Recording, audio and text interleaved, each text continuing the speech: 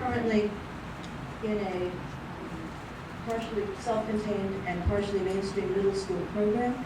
He's thriving there because he is taking care of very skilled teachers. It's a well-designed program, but also he's thriving because he's found a group of peers, 30 kids just like him. And the presence of these peers at lunch in classes insulates him from the casual and sometimes ignorant comments that he got in previous years at previous school from his neurotypical peers, such as special ed is a disease. I don't believe people get up in the morning and go be mean to Jimmy and Sally and so on and so forth. And I don't believe they tell their kids that. But I do believe the general population still does not perceive our special kids with their different wiring as normal as the Billies and Tommies and Sallys who still come out of the pages of Seek, Spot, Run, or whatever the stereotypical templates are.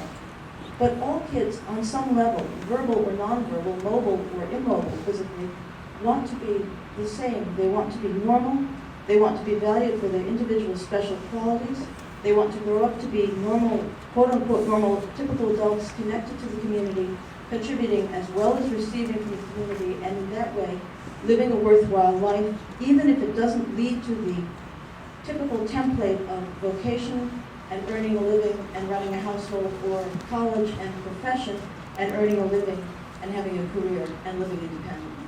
And that's what I want to ask about, is how to change the hearts and minds of the neurotypical community, and how to articulate the goals for all kids on special ed, not just those who could somehow be packed as square pegs into the round hole of the neurotypical, but those who are clearly not going to be that way, and yet their lives still have meaning.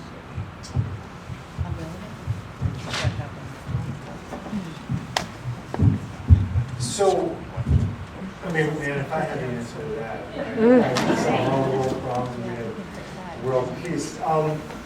So I tell you what I think of schools. I tell you what I think of schools, and what I've seen schools do that I think is really powerful. And this is one of the things that we're talking to our principals about. Right? It kind of goes back to social emotion piece. School culture is important. Culture in general is important. And I am really amazed and impressed at how many high school kids I see, neurotypicals, to use your term, who are in the Best Buddies or doing something with kids who aren't, right? And it's powerful.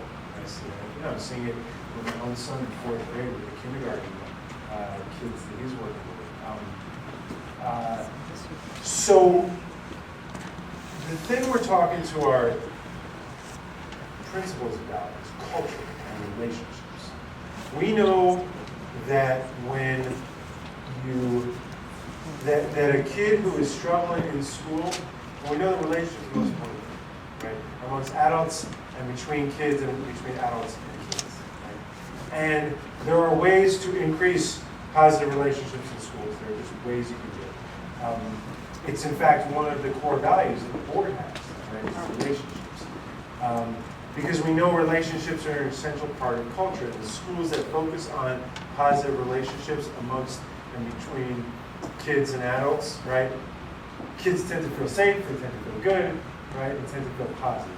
And there's some very deliberate and intentional techniques that schools can use to promote that kind of behavior. So many of our schools are doing it already. Positive behavior intervention supports, responsive classroom, a whole bunch of things that we're doing.